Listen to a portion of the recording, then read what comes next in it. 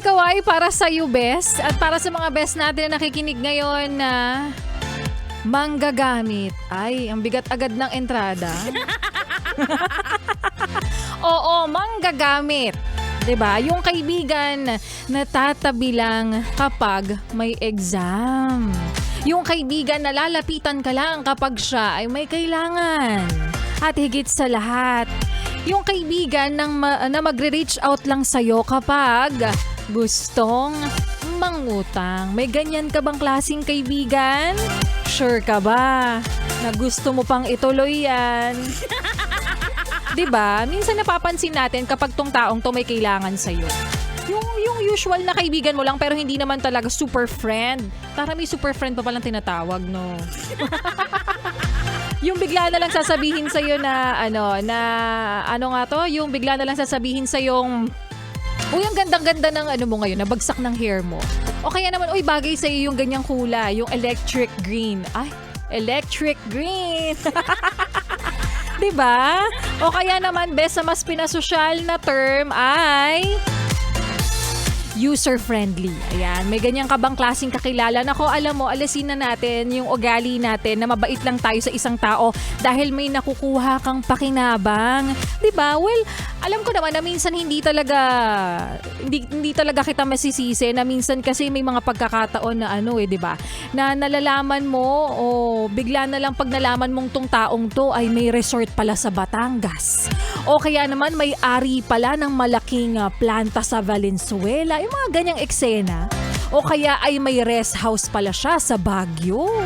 O, kakaibiganin mo syempre, diba? Kasi nga alam mo may purpose ka. Char! Ganun pala yon.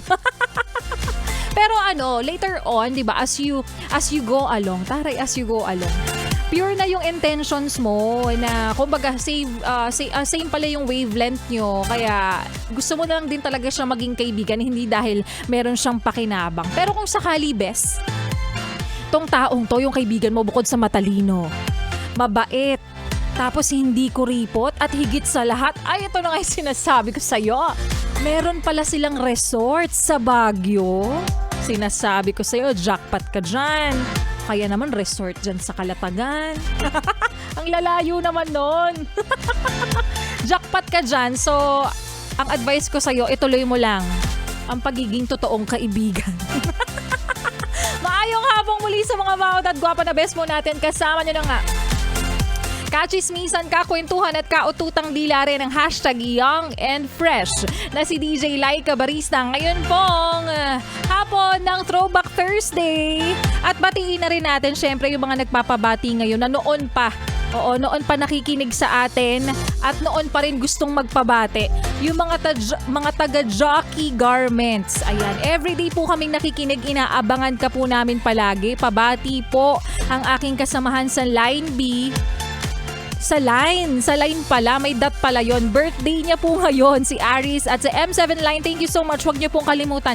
Medyo demanding siya sa part na yon. Medyo nakakaloka. Char. Anyways, para sa'yo ate, ayan, happy listening po sa inyo. Baka naman baka naman meron kayo dyang natirang brief. Sa lahat-lahat gusto brief pa yung ibigay. Charot lang. At para rin sa'yo, Kuya Driver na nakikinig ngayon, na pumapasada, alam mo ba na kahit hindi mo birthday,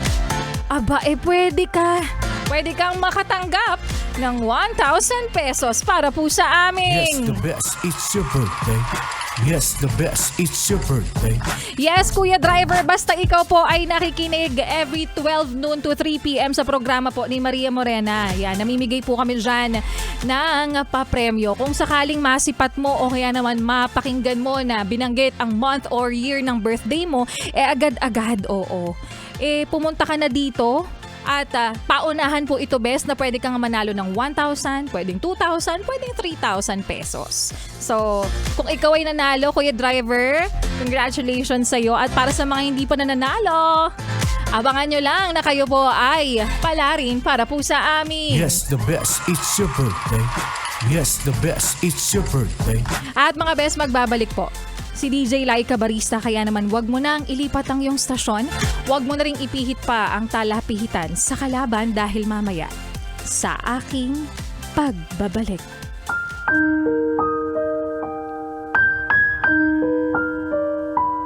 Isa sa pinakamahirap na pakiramdam ay yung umasa. Sabi nga nila, huwag kang aasa kung ayaw mong masaktan. Pero may magagawa ka ba kung pakiramdam yan na mahirap pigilan?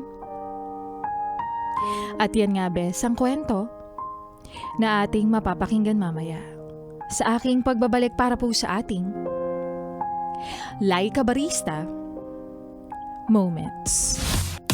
Pero ngayon, bes, syempre, ituloy muna natin ang pakikiminaw mo para lingaw. Ate, kuya, mama, papa, di rin naminaw sa amo kasama rin ang susunod nating kanta na para sa mga wala ng pera tulad ko, Bi. Ay, kasi naman, petsa de peligro na Kaya ang wallet natin ngayon ay empty na sana nga lang talaga, no? Parang katulad na lang ng next song natin. It's Plenty by Burna Boy. Dito, sa iyong paboritong istasyon na kabanding, ang 101.1, yes, the best. Yes,